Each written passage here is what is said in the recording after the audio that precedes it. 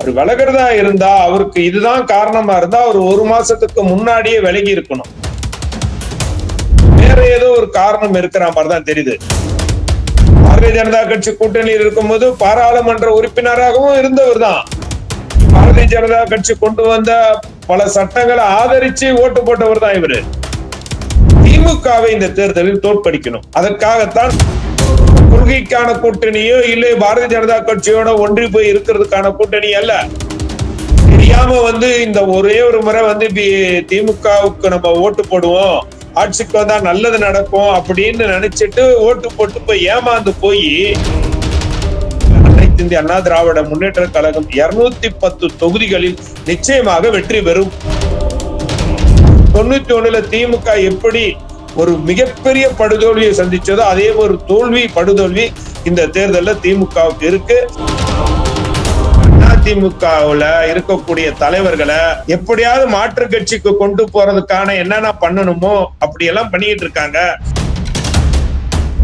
இன்றைக்கு அரசியல் விமர்சகர் எல்லாம் ஒரு நிலையை எடுத்து அதிமுகவை சுத்தியே பேசினா மக்கள் இதெல்லாம் மறந்துடுவாங்க நினைப்புல பேசுறாங்களே ஒழிய, இன்னைக்கு ஒவ்வொரு தலையிலையும் பல லட்சம் ரூபாய் கடனை சுமத்தி 5 லட்சம் கோடி ரூபாய் கடனை வாங்கி வச்சிருக்கக்கூடிய திமுக ஸ்டாலின் கோட்டு போடணுமாங்கிறத இன்னைக்கு. ஏன்னா அவர் ஒண்ணுமே செல்லா காசா போய் இன்னைக்கு பதவி இல்லாம ஒண்ணுமே இல்லாதவரா இருக்கிறாரு. அனைத்து மக்களையும் அரவணைத்து செல்லக்கூடிய இந்த இயக்கத்துக்கு ஜாதியும் இல்லை, மதம் இல்லை. மதத்தின் அடிப்படையில் இஸ்லாமியர்களுக்கு இதுவரைக்கும் ஒரு துரோகம் செஞ்சிருக்காங்க, இஸ்லாமியர்களுக்கு எதிரான நடவடிக்கையில் அவங்க ஈடுபட்டு இருக்காங்கன்னு ஏதாவது சொல்ல முடியுமா? முஸ்லிம்களே ஒரு பகடக்காய்களாக திமுக உபயோகப்படுத்துது. அவங்க ஆட்சி அதிகாரத்தில் இருக்கணும், ஆட்சி அதிகாரம் வேணும், அவர்களுக்கு ஒரு ஆபத்து வருதுன்னா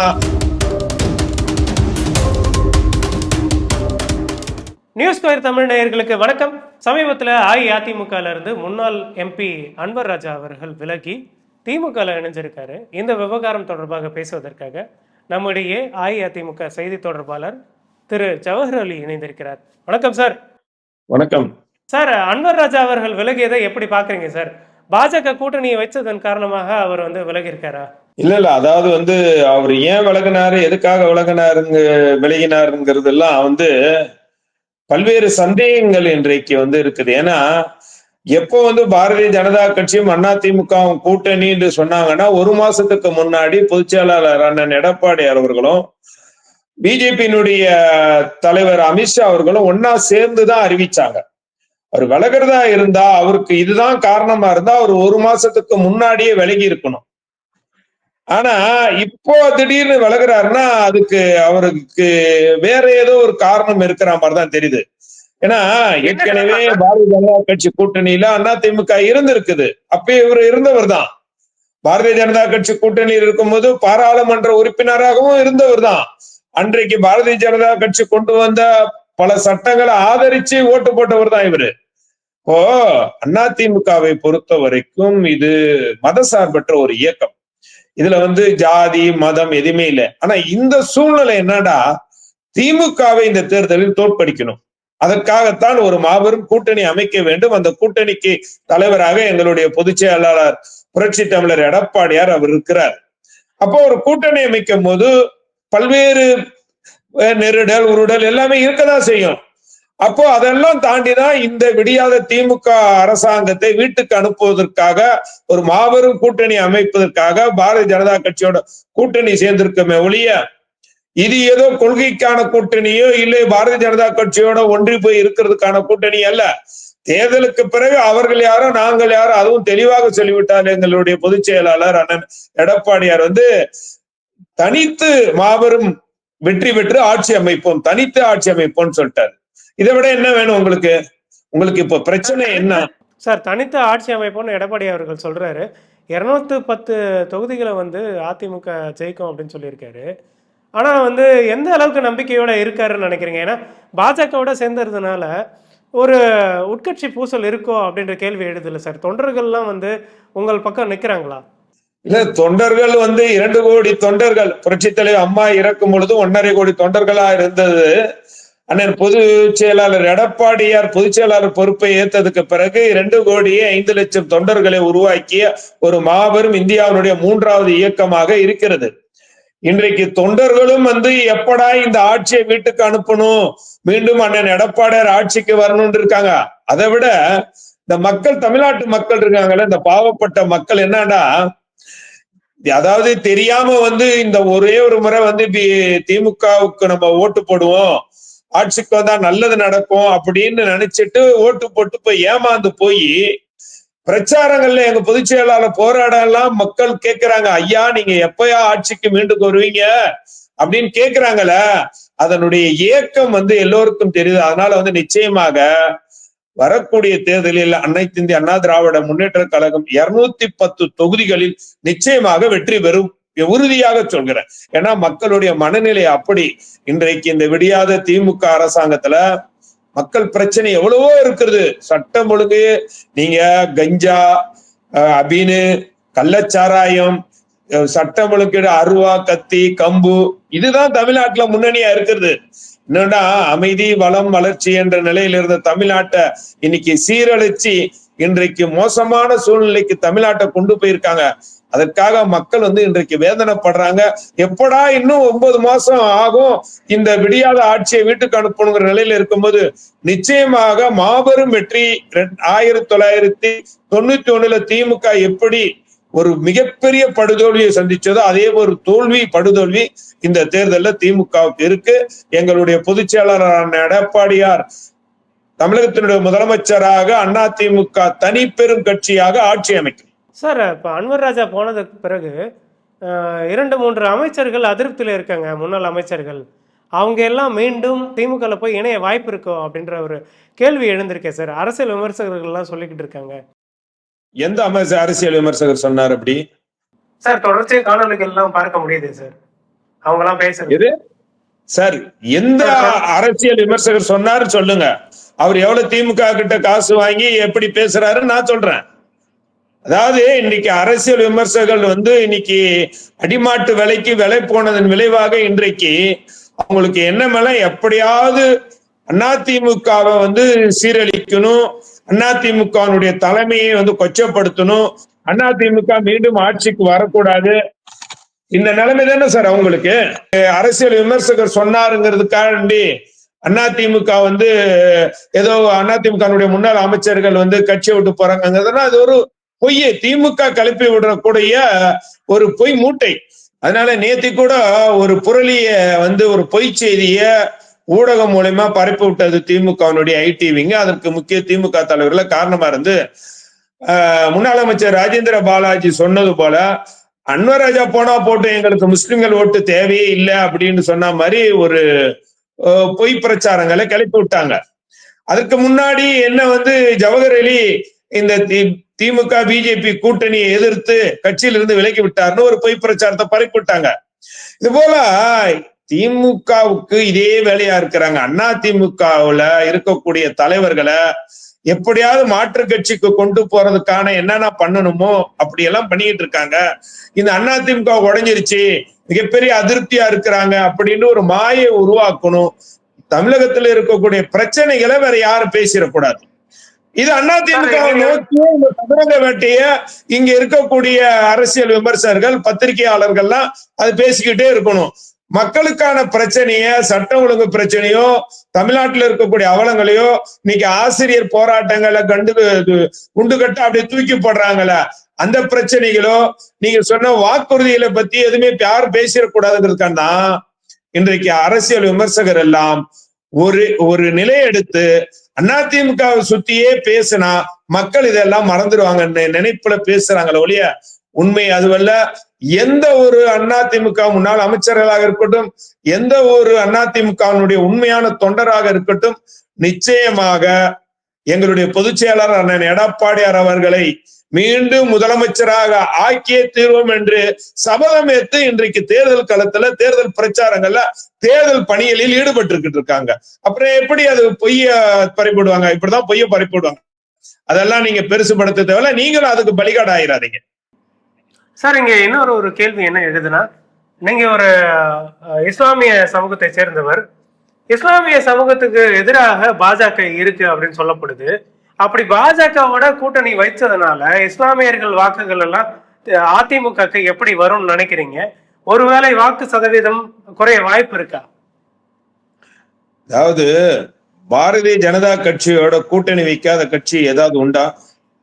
திமுக கூட்டணி வச்சிருக்காங்களா இல்லையா? அன்றைக்கு திமுக பிஜேபி கூட்டணியில் இருக்கும் பொழுதுதானே கோவையிலே கலவரம் ஏற்பட்டு 19 இஸ்லாமியர்கள் கொல்லப்பட்டாங்க. அதே போல பாபர் மசூதி இடிக்கப்பட்ட போதும் பிஜேபியும் திமுக கூட்டணி இருந்தாங்களா? குஜராத்ல கலவரம் ஏற்பட்டு ஆயிரக்கணக்கான இஸ்லாமியர்கள் கொல்லப்பட்ட பொழுதும் திமுகவும் பிஜேபியும் கூட்டணியில் இருந்தாங்களா? இன்னும் பல்வேறு பொது சிவில் சட்டத்தை அன்றைக்கே வாஜ்பாய் கொண்டு வரும்போது ஆதரிச்ச கட்சி தானே திமுக. இதெல்லாம் வந்து ஒரு சூழ்நிலைக்காக இன்றைக்கு வந்து இந்த அரசாங்கத்தை வீட்டுக்கு அனுப்பணும்னா அதற்கு ஒரு வலுவான கூட்டணி அமைக்க வேண்டும் என்பதற்காகத்தான் இந்த கூட்டணி அமைச்சிருக்காங்க ஒழிய ஏதோ பிஜேபி சொல்றதெல்லாம் கேட்கறதுக்கு இல்ல. பிஜேபி கூட்டணியில இருந்த போதே அதிமுக அந்த மும்மொழி கொள்கை திட்டத்தை பிஜேபி கொண்டு வந்த போதே ஆதரிக்கல, எதிர்த்து ஓட்டு போட்டோம். 7.5% இடஒதுக்கீடு நாங்க கொண்டு வரும்போது பிஜேபி எதிர்த்தாங்க. கவர்னர் கையெழுத்து போட மாட்டேன்ட்டாரு. அதை நீ கையெழுத்து போட்டாலும் போடாட்டினாலும் அதை நாங்க ஜியோ பாஸ் பண்ணவர் தான் எங்களுடைய பொதுச் செயலாளர் அண்ணன் எடப்பாடியார். பாதுகாக்கப்பட்ட வேளாண்மை மண்டலத்தை வந்து பிஜேபி ஆதரவு கொடுக்கல, அதை நிறைவேற்றி காட்டணும். காவிரிக்காக அந்த ஆணையம் அமைப்பதற்காக 26 நாட்கள் பாராளுமன்றத்தை முடக்கி காட்டணும். இன்னும் சொல்ல போனா 10.5% உயர் பிரிவு ஜாதியினருக்கான அந்த இடஒதுக்கீட்டை தமிழகத்துல அமல்படுத்த மாட்டோம் என்று உறுதியாக சொல்லி கடைசி வரைக்கும் அமல்படுத்தல. பாரதிய ஜனதா கட்சியோட இப்பொழுது இருப்பது கொள்கை ரீதியான கூட்டணி இல்ல சார், இது தேர்தலுக்கான கூட்டணி. இந்த தேர்தல் சமயத்துல வெற்றி பெறுறதுன்னா ஒரு நரகாசுரன் போன்ற ஒரு தீய சக்தி தமிழகத்திலே ஆட்சி செய்து அந்த ஆட்சியை விரட்டுவதற்காக ஒரு வலுவான கூட்டணி அமைக்க வேண்டுங்கிறதுக்காண்டிதான். இதே இந்த வக்பு திருத்த மசோதாவை பிஜேபி கொண்டு வந்தது, அதிமுக எதிர்த்ததாச்சா? நீங்க பிஜேபி முன்னாடி கொண்டு வந்த என்ஐஏ சட்டத்தெல்லாம் திமுக ஆதரிச்ச கட்சி தானே. அதனால நீங்கள் ஒரு தேர்தல் கூட்டணியையும் கொள்கை ரீதியான ஒரு நிலைப்பாடும் ஒண்ணுக்கொன்னு சேர்த்து வச்சு பேசுவது இதுல.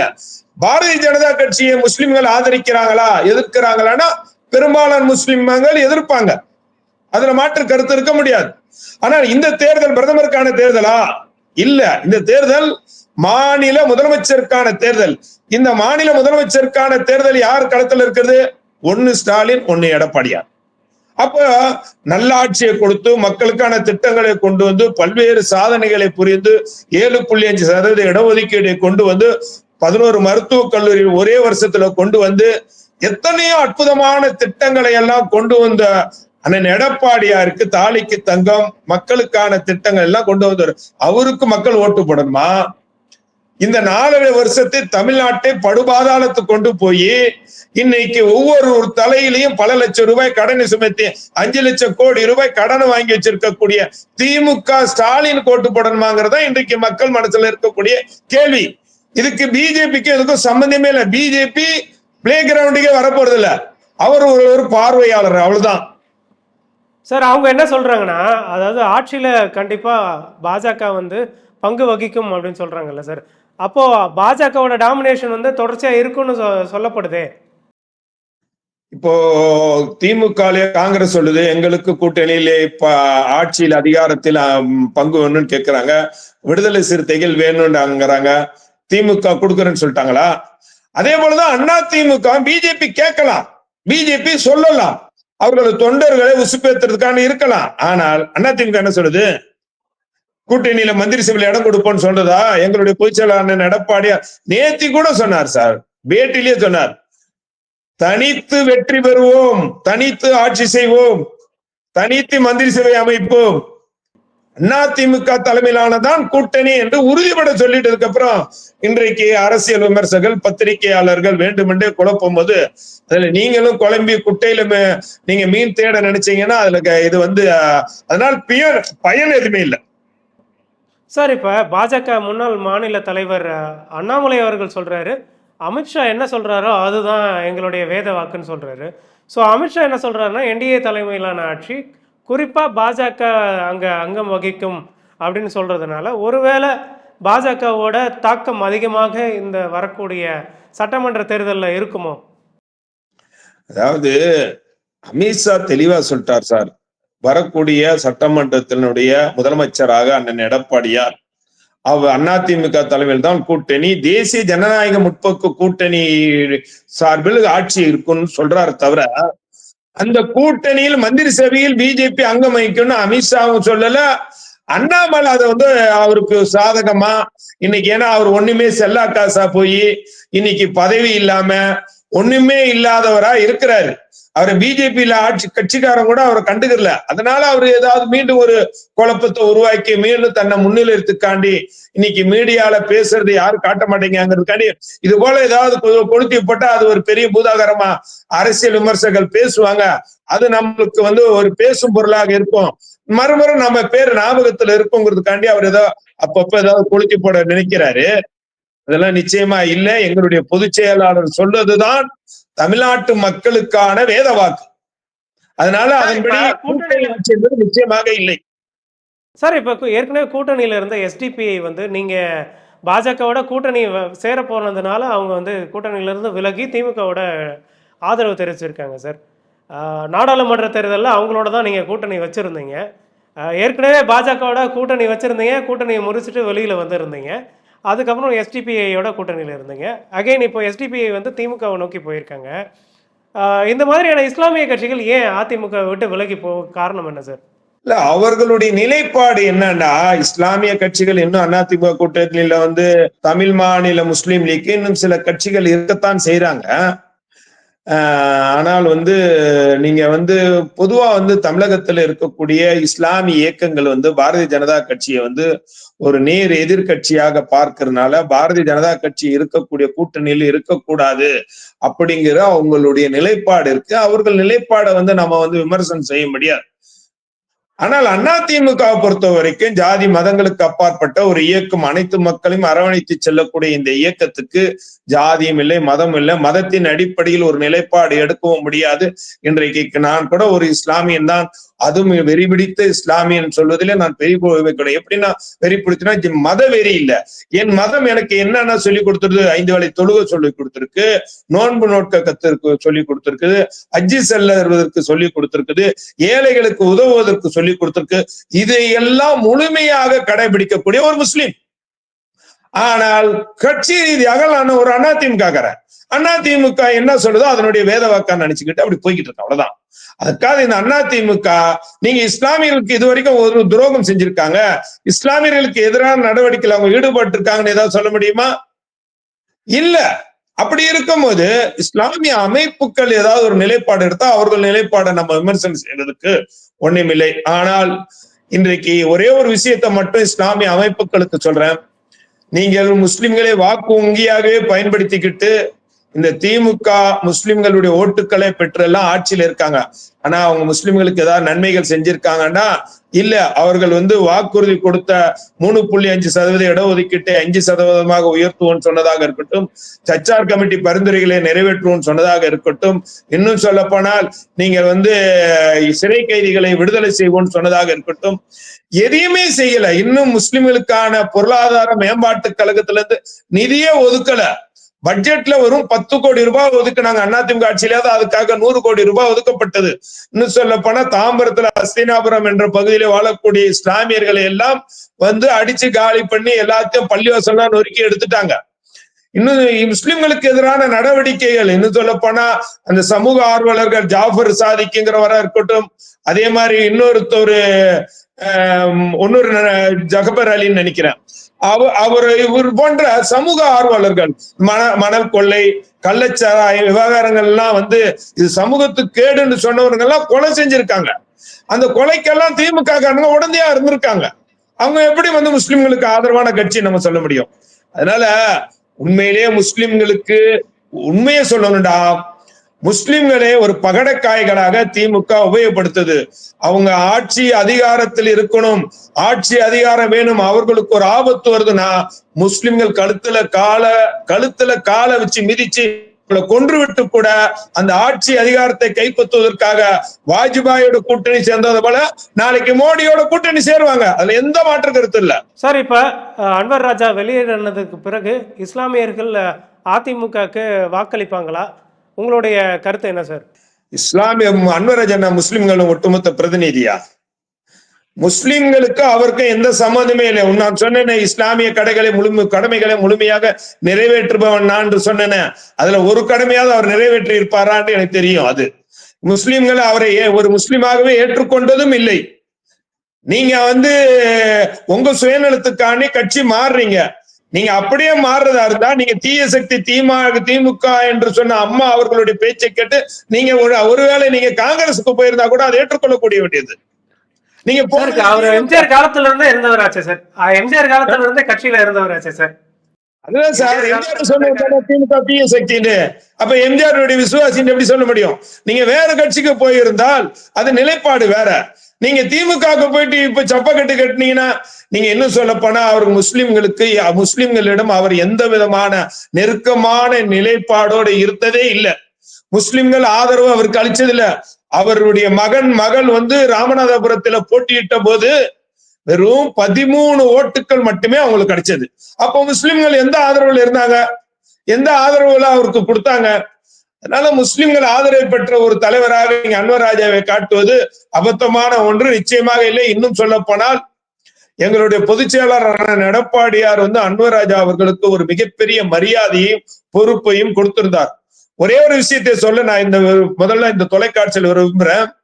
இந்த யூடியூப்ல கடைசியா நடந்த இந்த நோன்பு திறப்பு அதிமுக சார்பில் நடந்தது.